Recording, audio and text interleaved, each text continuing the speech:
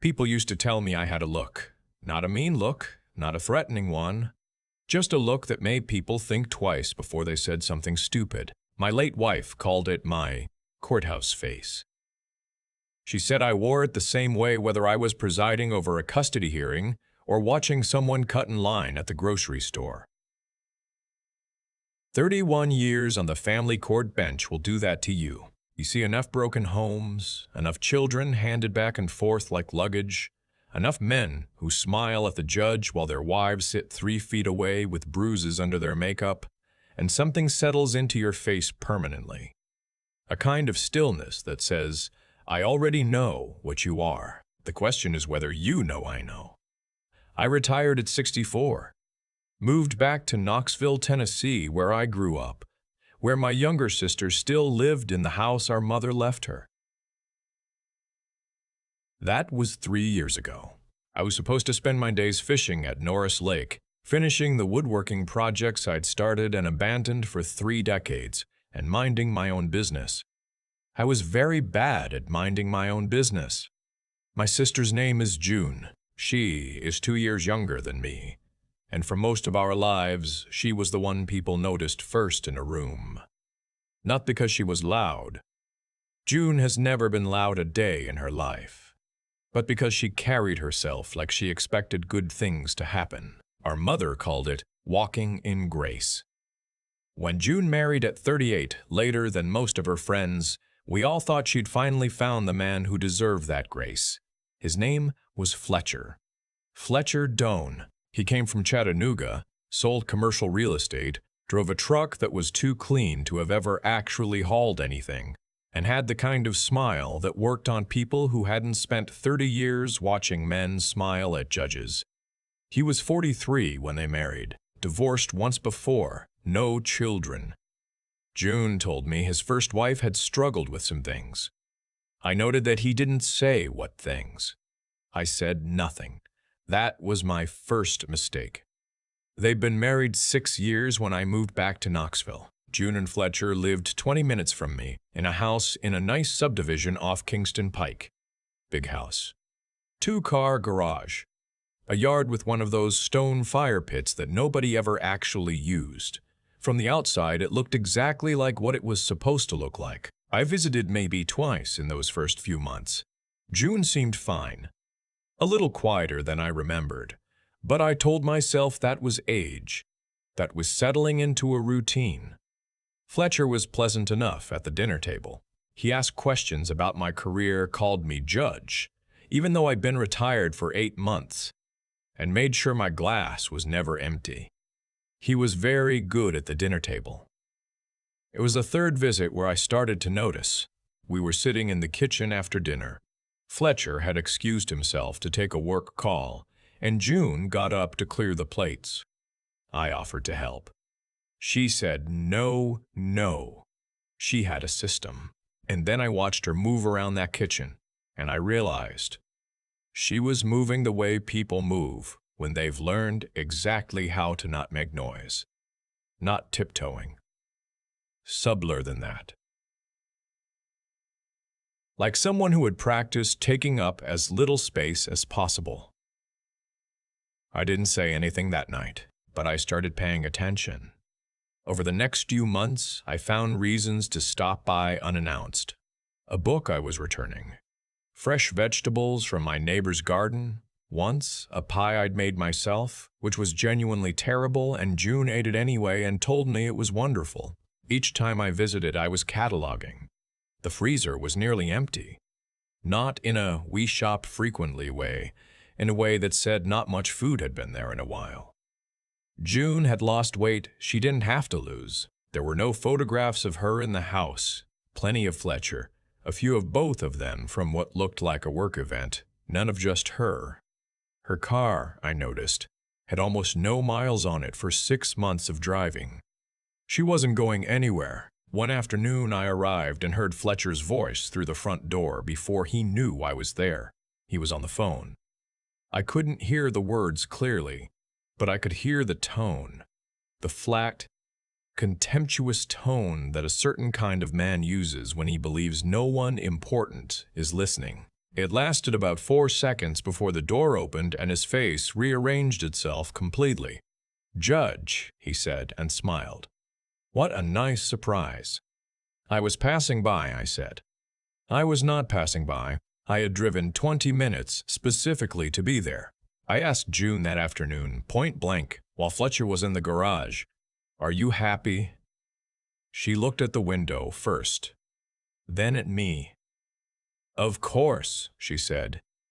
She said it the way people say things that aren't questions but should be. I drove home and sat in my driveway for 10 minutes before going inside. It was June's neighbor, a woman named Vera, who watered her plants every morning on her porch, who finally gave me what I needed. Vera was in her late 70s, had lived on that street for 30 years, and had the particular superpower of older women in quiet neighborhoods. She had seen everything and remembered all of it. I ran into her one Saturday when I was helping June clear leaves from the gutters. Fletcher was at a showing in Oak Ridge, or so he'd said. Vera came over to say hello, and when June went inside to get us something to drink, Vera lowered her voice without me asking her to. "You're her brother," she said. "The judge." "Retired," I said. "She talks about you." A pause. "She doesn't talk about much else that's good." I asked her what she meant. She told me.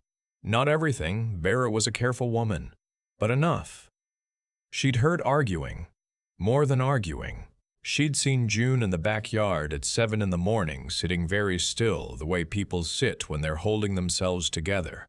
She'd brought over a casserole once, and June had thanked her at the door and not invited her in. And Vera had seen, just before the door closed, that there were no dishes in the drying rack, no food on the counter, nothing that said someone had cooked a real meal in some time. "I don't like to interfere," Vera said. "You're not interfering," I said. "You're telling the truth to the right person." That night, I called an old colleague of mine, a woman who had worked in family services for 20 years before moving into elder abuse prevention. I described what I had observed without using June's name. She listened without interrupting. When I finished, she said very quietly, "What you're describing is a textbook coercive control pattern. Financial isolation, social withdrawal, controlled movement, food restriction as a tool of domination." She paused. "How long has this been going on?" "I think 6 years," I said. "I just didn't see it until 3 months ago." "That's very common," she said. "These men are experts at public faces." I already knew that. But hearing it confirmed in clinical language did something to me. It settled something that had been loose and rattling in my chest for months. It turned grief into purpose. I want to be clear about something because I know how these things sound when you tell them later. I did not go into what happened next with anger. I went into it with intention. There's a difference, and that difference matters. Anger makes you sloppy.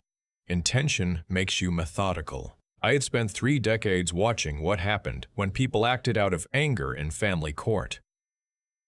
I had also watched what happened when the right information reached the right people at the right moment. I knew which one worked. I also want to be clear, I am not a violent man. I have never struck another person as an adult. I had no intention of doing so. What I had was 31 years of understanding how institutions work, who talks to whom, which phone calls open which doors, and how paper trails are built. Fletcher Doan was about to learn something that men like him rarely learn until it's too late. There's a particular kind of dangerous that has nothing to do with fists. The first thing I did was hire a private investigator. Not dramatic. Practical. I needed documentation of what I already knew in a form that would mean something to the right people. His name was Dell, a former Knox County Sheriff's deputy, methodical and quiet. I gave him 3 weeks. What Dell found was more than I expected, and also exactly what I expected. Fletcher's business was real, but the accounts attached to it were not healthy. He had been moving money, June's money, a small inheritance from our mother that June had invested carefully, into accounts she didn't have access to. Not huge amounts, but consistent over years. Bill also found that Fletcher's first marriage had ended with a restraining order that had been allowed to expire and was not easily searchable. His first wife had relocated to Portland, and when Dell made contact carefully and professionally, confirmed that she had spent 4 years in conditions remarkably similar to what June was now living through. The second thing I did was talk to an attorney, not a divorce attorney, an elder law and domestic abuse specialist, a woman named Sandra who operated out of a small office on Market Street and who, as it happened, had appeared before me twice in family court 15 years ago. She remembered. We sat in her office for 2 hours. I left with a clear picture of what needed to happen and in what order. The third thing I did was tell June. That was the hardest part. Not because I was afraid of how she'd react to what I'd found, but because I knew exactly how she'd react. I'd watched it happen dozens of times across a courtroom. The moment when someone who has been controlled for years is shown a map of their own situation. There's a specific expression, not surprise, more like a person recognizing a room they've been in for years, but seeing it for the first time with the lights fully on. I asked June to meet me for coffee at a diner on Western Avenue, a place Fletcher never went. She came. She looked at me for a long time before I started talking. When I finished, she was quiet for a full minute. "I thought I was losing my mind," she said finally. "No," I said. "Someone was working very hard to make you think that." She started to cry, and then she stopped herself. And then I watched her do something I recognized from 31 years on the bench. She made a decision, not a loud one, a quiet one. The kind that doesn't announce itself, just settles into the bones and becomes load-bearing. "What do we do?" she said. I told her. What happened next happened over about 3 weeks, and it required June's participation at every step, because this was her life, and I was not going to make decisions for her. I had watched too many well-meaning people do that and call it help, but I was going to stand next to her while she made them. I was going to make sure she understood what she was walking into and what was waiting on the other side. Sandra filed the initial paperwork on a Tuesday. Because of the financial documentation Dell had assembled, we were able to include a motion to freeze certain joint accounts pending the divorce proceeding, standard in cases with documented financial misconduct. Fletcher found out about the filing from his attorney on a Wednesday morning. I know the exact moment he understood what was happening, because June called me from the driveway of a friend's house, a woman from her church she had carefully reconnected with over the past 2 weeks, and said, "He called me 14 times in the last hour." "Let him," I said. "He's saying I'm confused. That someone is manipulating me." "Let him say that too. He wants to talk to you." I told her to give him my number. I had been waiting for this. He called 20 minutes later. I was sitting at my kitchen table with a cup of coffee that had gone cold. I let it ring 3 times. "Judge," he said when I answered. He was using the smooth voice, the dinner table voice, but there was something underneath it now, something tight. "Fletcher," I said. "I think there's been a misunderstanding. June has been. She's been struggling lately, and I'm worried that someone has gotten into her ear with some ideas that aren't." "Fletcher," I said, "I've been a family court judge for 31 years. Do you understand what that means?" A pause. "I know your background, yes. It means I have sat across from 600 men who use that exact sentence. She's been struggling. Every single one of them said it. Not one of them was describing the woman's actual struggle." I picked up my cold coffee. "I also have documentation, financial records going back 4 years. A sworn statement from your first wife, and an attorney who has filed papers as of yesterday morning. So I'm going to suggest you have a conversation with your own lawyer rather than with me, because I am not the right audience for the dinner table version of you." The tight thing underneath his voice got tighter. "You have no idea what you've—" "I'll tell you what I know," I said. "I know my sister has lost 19 pounds in 18 months. I know her car has been driven fewer than 800 miles since January. I know exactly what the account statements show. And I know that you are currently calculating whether any of this is reversible. I set the cup down. It isn't. He hung up. I drank my cold coffee. It tasted fine. There is a particular kind of man, and I want to say this carefully, because I believe in precision, who is very accustomed to being the most capable person in any room he considers important. Fletcher Doane was that kind of man. He was smart, presentable, and organized. He had built, over years, a situation in which every variable was something he managed. June's access to money. June's access to money.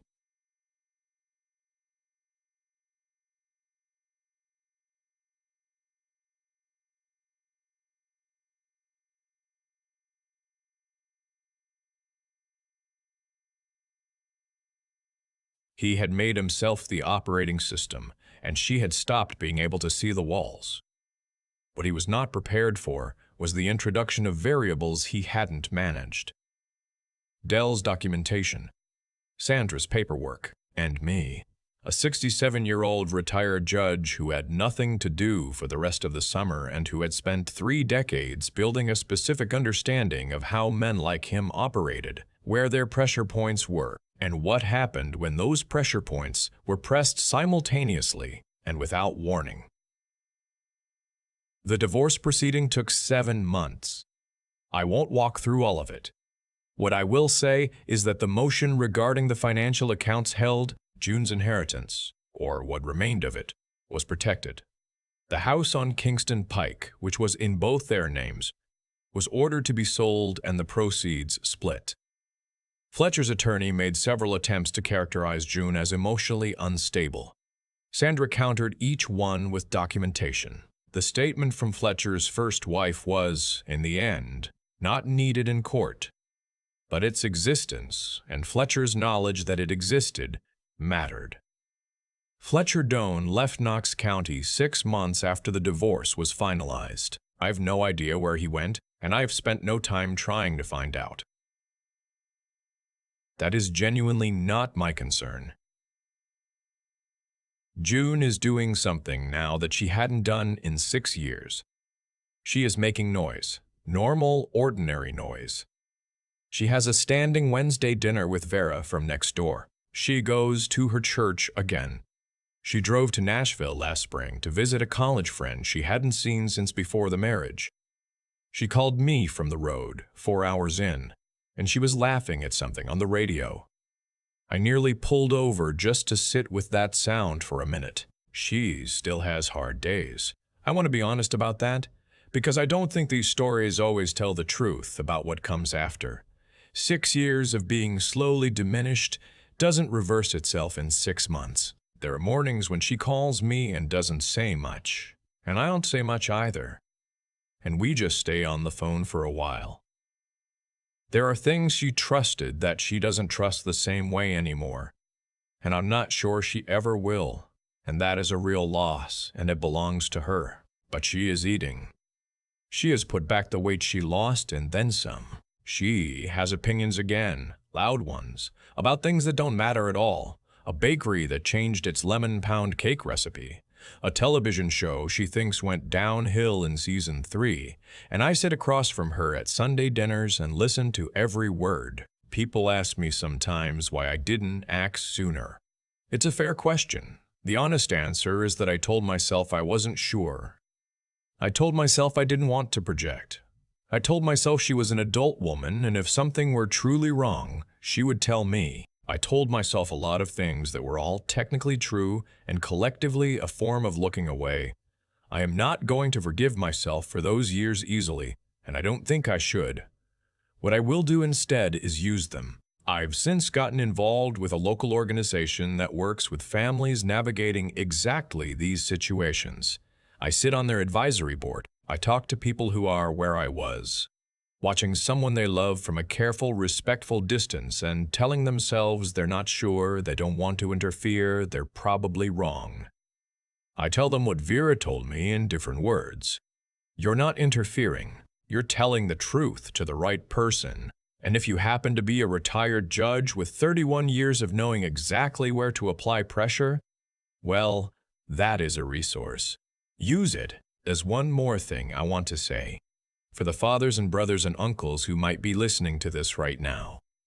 I know the instinct when someone you love is being slowly diminished and you can't point to a single dramatic moment and the person themselves is telling you everything is fine. The instinct is to believe the thing that requires less of you. I understand that. I did it myself for 3 years. But here is what I learned at 67 that I should have known at 30. The absence of visible wounds is not the absence of harm. The ability to smile at the dinner table is not the same as being all right. And the man who is very careful about how he behaves when you are watching is telling you exactly who he is in the moments you aren't. Every family needs someone who is willing to pay attention, not to intervene dramatically. Not to make it about themselves, just to pay attention, with honesty, and to be willing to act on what they see even when acting is uncomfortable. That is the only thing I did right in this story. I paid attention, finally. And then I used every tool I had. It was enough. Just barely. But it was enough. Just barely. I've been thinking about cause and effect a lot lately. Not in any grand philosophical way, just in the plain, observable way that comes from watching enough human beings make choices and then live inside the consequences of those choices for the rest of their lives. Fletcher made a series of choices over 6 years. Each one was small enough to explain away on its own. He chose to monitor where June went. He chose to manage what she ate. He chose to manage what she ate. He chose to move money quietly, incrementally, in amounts that wouldn't trigger alarm. He chose to smile at the dinner table when I was there, and use a different voice when he thought no one important was listening. Every single one of those choices built something, a structure, a kind of invisible architecture designed to hold one person in place while another person moved freely. He built it carefully, and he built it well, and for a long time it held. What he did not account for was that structures have load-bearing points, and that some people, if you give them enough time and access and reason, will find those points. I'm not telling this story to make myself the hero of it. I want to be precise about that. June is the one who sat across from me in that diner on Western Avenue and made the decision. June is the one who answered Sandra's questions honestly, who gathered the documents she had access to, who got back in contact with people she'd been slowly cut off from. June is the one who had to rebuild a life that had been methodically taken apart, and she did it with a steadiness that I am still not sure I could have managed in her position. What I contributed was knowledge, access, and the willingness to use them. That's a real thing, but it is not the same thing as courage. The lesson I keep coming back to is simpler than I expected it to be. For someone who spent 3 decades in a courtroom, paying attention is a moral act. Not dramatic attention, not surveillance, just the ordinary, sustained, honest attention of someone who cares enough to notice when something is wrong, even when they can't yet name it. Vera had it. She noticed June sitting alone in the backyard at 7 in the morning. She noticed the casserole she brought was accepted at the door and not invited in. She didn't call it anything. She just held what she observed and told the truth about it when the right moment came. I didn't have that for a long time. I visited twice in 3 months and told myself June seemed fine. A little quieter, maybe, but fine. And the honest accounting of that is I chose not to look more carefully because looking more carefully would have required me to act. And acting was going to be hard. That is not a comfortable thing to sit with. I sit with it anyway. There's something I've come to believe about the kind of harm Fletcher caused, the slow, quiet, undramatic kind, which is that it works precisely because it asks so little of the people watching. There's no single moment to respond to. There's no visible wound. There's just a person becoming gradually less themselves, and everyone around them adjusting to the new version without ever asking what happened to the old one. That's where the vigilance has to live. Not in crisis response, in the small, consistent act of truly seeing the people you love. June is eating again. She's loud about a pound cake recipe she thinks went wrong. She drives to Nashville to see her friends. These are not small things. These are the things that got taken, and they came back.